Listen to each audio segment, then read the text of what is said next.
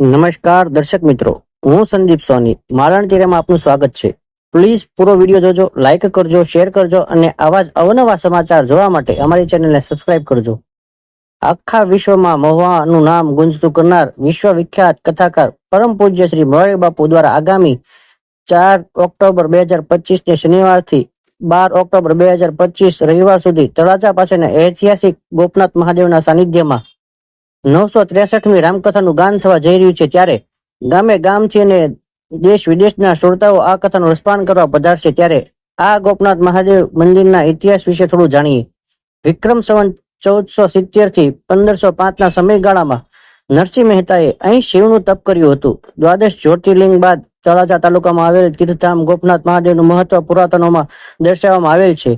ગોપનાથ મંદિરનો ઇતિહાસ સેંકડો જૂનો અને જાજરમાન છે.